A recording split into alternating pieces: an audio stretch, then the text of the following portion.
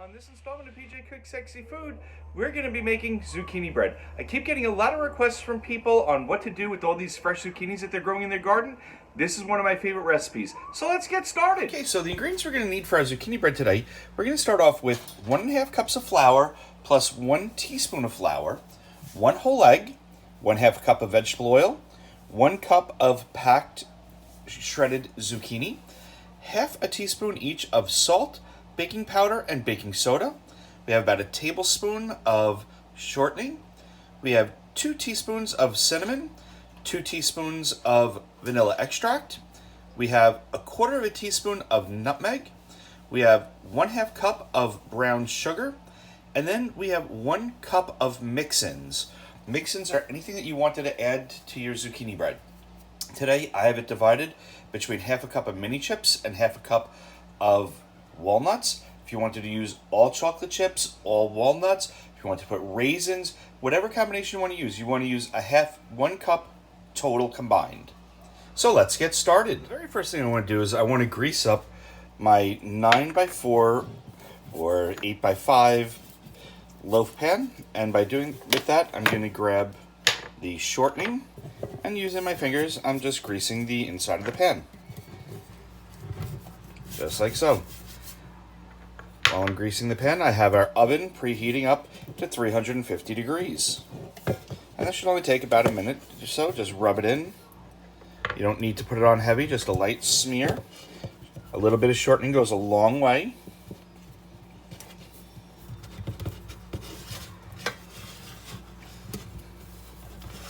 Once your pan is fully covered, you can just set this off to the side. Okay, now that we went ahead and I have our pan greased up, I brought back our dry ingredients. So in with our flour, we're going to mix our baking soda, our salt, our baking powder, our nutmeg, and our cinnamon. And we'll just give that a whisk to combine.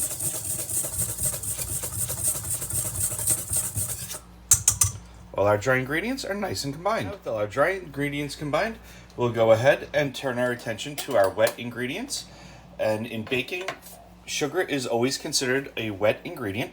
First thing I want to do is I want to crack my egg into a little bowl. This way we make sure that that egg is clean, there's no blood, everything is perfect, no shell. We're going to give that a little bit of a beat. I like doing it in a mini bowl with a fork, I just find it easier. Just like that. We'll combine our egg with our sugar, our oil, and our vanilla, and we'll give that a good whisk to combine.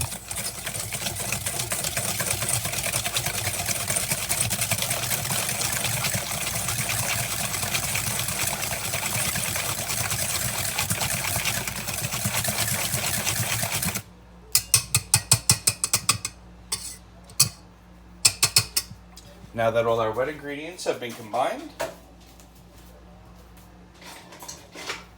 grabbing a scraper, I'm going to go ahead and add in the zucchini.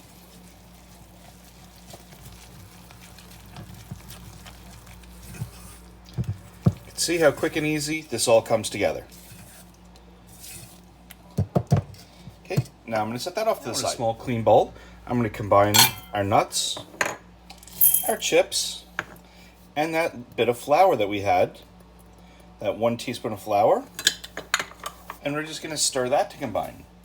Now the reason why we're tossing the chips and the nuts in flour is this will give them a little bit of grab so they'll suspend into our zucchini bread.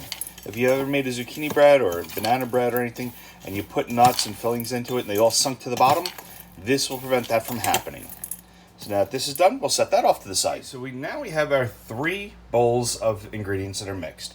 We have our nuts and chips, we have all our dry goods, and we have the wet works.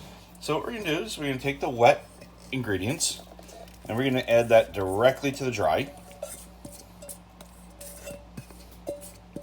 Just like that. And we're just going to mix to combine. This is going to be a very thick batter. It's okay. Don't worry about that. There you you go. It does come together rather quickly. Once it's combined, make sure there's no flour on the bottom of the bowl. Just like that. Now we'll go ahead and add in our mix-ins, and we'll just fold those in.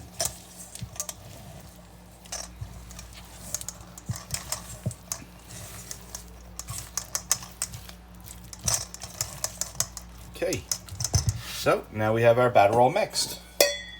Now all we need to do is transfer this into our loaf pan.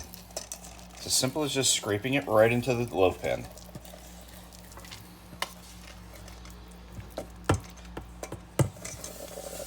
So you scrape that bowl nice and clean. Get every last bit of that batter in. And if a little bit flops out like that did, that's okay. You can just pick it up, push it right in. Using your spatula, just go ahead, or your scraper, just go ahead and smooth this out. Just like so. Once it's all nice and smoothed out, take it, give it a couple of whacks on the counter. That gets out any air bubbles and gives it that final bit of flattening. And we're going to pop this into the oven for about 45 to 55 minutes until a toothpick in the center comes out clean. If at any time we notice that the top of the bread starts to get a little too brown before the inside is cooked, I'll just put it lightly cover it with a piece of foil. So let's go ahead and get this in the oven. So it's been 45 minutes. I just pulled our zucchini bread out of the oven. I'm sticking a toothpick in the center on an angle, pulling it out. There's just a few little crumbs on the toothpick. That is perfect. There's no raw batter. Our zucchini bread is cooked. Now we need to let it sit in the pan for about 20 minutes to rest. Then we'll pop it out of the pan and leave it on the rack to completely cool. So it's been 20 minutes. Our bread has had a chance to rest. You can see it's starting to pull away from the sides. What I'm going to do is I'm just going to take an offset spatula. I'm just going to go around it just to make sure it's all nice and loose. I'm not going to use a knife here because I don't want to scratch the nonstick surface of my pan. And then I will just pop my bread out. Ah, perfect. Now I'll leave it on the rack just as so, and we'll let that cool completely. I would say probably about an hour or two before we can slice into it. Okay, so our bread has been cooling for about an hour and a half now. We can go ahead and get in here and we can slice this up. Cut into some nice thick slices, just like that. Using a serrated blade, taking your time. Look at how beautiful that is. You can see all the nuts. You can see the chocolate chips all studded throughout. They didn't all settle to the bottom. This is one of my favorite uses for zucchini. I hope you enjoyed this recipe. I hope you try it at home. Thank you for tuning in to PJ Cooks Sexy Food. We'll see you next time.